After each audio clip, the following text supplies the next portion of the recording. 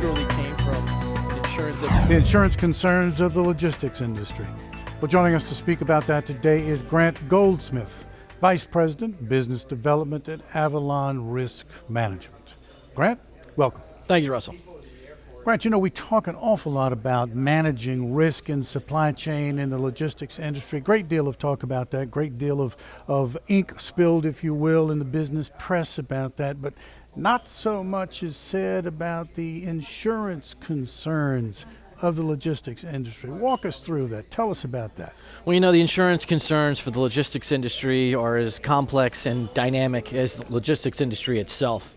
When we look at risk, when we help people look at risk, there's really no two companies that are exactly the same. Some companies may have more owned assets and warehousing, some companies may have trucking, some companies may have customs bonding needs, such a wide variety of insurance that can be both insurance and also surety, also bonding. What we see right now in terms of trending is that the price of property insurance is certainly on the rise. Customers that maybe didn't see a decrease last year in insurance pricing on their property insurance will certainly see a decrease this year. Companies with bad experience may be seeing double-digit increases in property insurance. A lot of this is due to Superstorm Sandy and other global incidents that drive up the price of global insurance and reinsurance costs.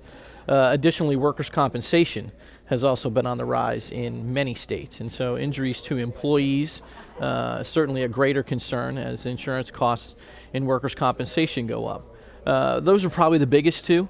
Other areas of concern would be, auto costs for trucking insurance and liability costs for errors and emissions insurance for shippers, freight forwarders, property brokers. Those costs have remained somewhat flat, general liability costs, not so much auto.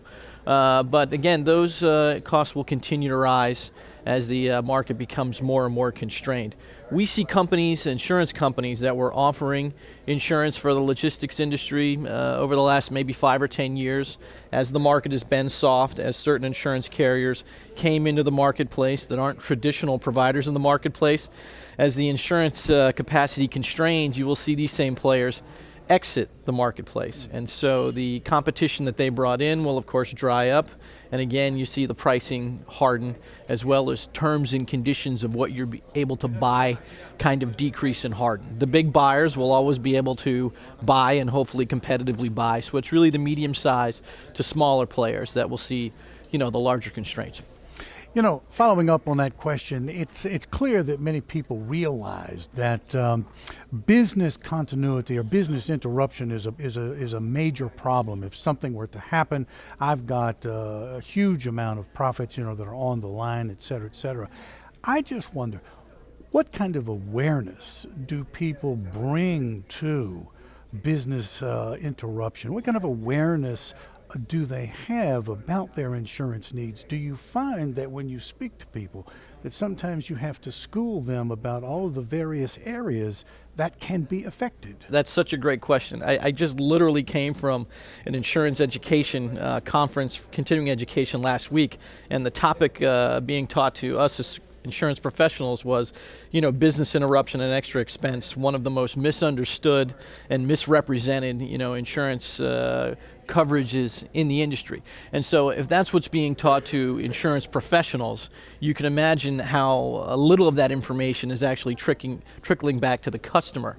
As insurance professionals don't understand it, how are they going to be able to effectively offer it to customers that need to buy it? It is tricky in the sense that most of these business interruption losses, extra expense, loss of income losses stem from indirect losses. So it's a loss that didn't necessarily happen to you, but perhaps a loss that happened to your largest customer or your largest supplier. And the losses to them create an indirect or consequential loss for you. It's sometimes a little bit harder for clients, insureds, to sort of see around the corner on those issues, to understand how a failure somewhere else could create a failure for themselves. I think that the two biggest cases in the news right now to mention are West Texas, where the fertilizer plant, explosion has impacted the entire town. Probably a lot more so than the town thought it would. The other big example would be, the Boston Marathon bombings, where the city, while on a manhunt, shut down large sectors of Back Bay and the city to go house to house. During that time, all the businesses in that area were closed.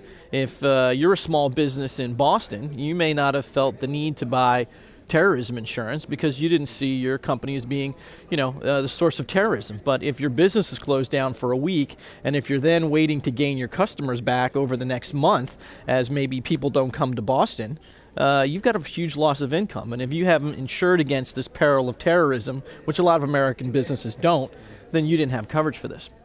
I think you touched on this briefly, but let's return to it and develop it just a little bit.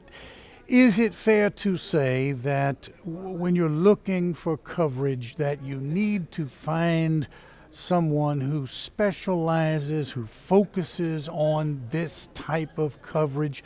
Are there insurance players who purport to be completely knowledgeable about logistics industry that perhaps are not quite so? I mean, is that a concern when you're looking to buy insurance? I think it really depends on the level you're at. If you visit, almost any major insurance company's website or a large broker's website, people will say, insurance companies will say, brokers will say, we do logistics as a sector of business. That's probably true, but do they do it, to the first 6 inches of dirt, or do they do it, 100 feet down? There are very few insurance companies in the United States exclusively focused on logistics, in my opinion, at this time, and there's even less insurance brokerages specifically focused on logistics. Avalon Risk Management is a logistics-focused broker. We're in logistics all day, every day, in response to being able to provide, what we thought were very good products for the industry. We actually ended up creating our own products just because we felt that there was not commercially available products for the consumers that gave them what they needed. People were buying one coverage here, a little coverage someplace else, and you're buying 5 or 6 coverages when really you just wanted, one coverage. And that's what we want, I think, as consumers these days. We want one-stop shopping. We want one person to be our source of information and assistance with risk. We don't want to manage, 6 brokers and 25 insurance companies. We want to be able to pick up the phone and say to somebody, is this covered or not covered? What do I need to do? Because that is the speed of our business. Risk changes today, going forward. How would you characterize those?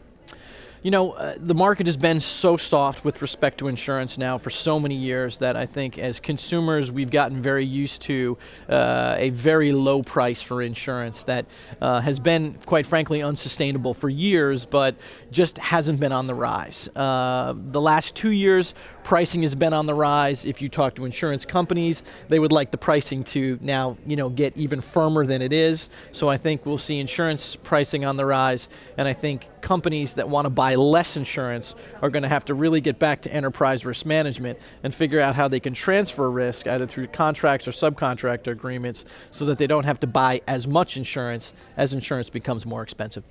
Grant, final question. Regulatory changes to the transportation industry. Your view, where's that going? What's the effect going to be?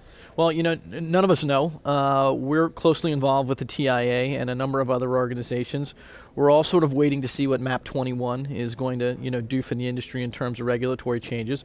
We're also kind of also very focused on what the CSA safety regulations are going to do to trucking. This has a huge impact on trucking itself, but it also has an impact on truck brokering. The push to move the bonds from $10,000 to $75,000, there are people on both sides of the street on that. I do think it is going to reduce some capacity from the very small players that just aren't going to be able to satisfy the surety requirements for a $75,000 bond.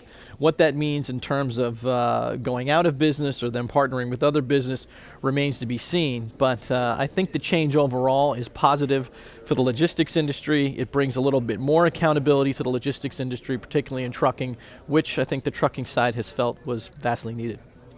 Well, Grant, as we said at the top of the interview, we often talk about managing risk, but seldom do we ever really consider the insurance aspect of this whole thing. So, enlightening conversation. Thank you so much for meeting with us today. Thank you, Russell. Pleasure.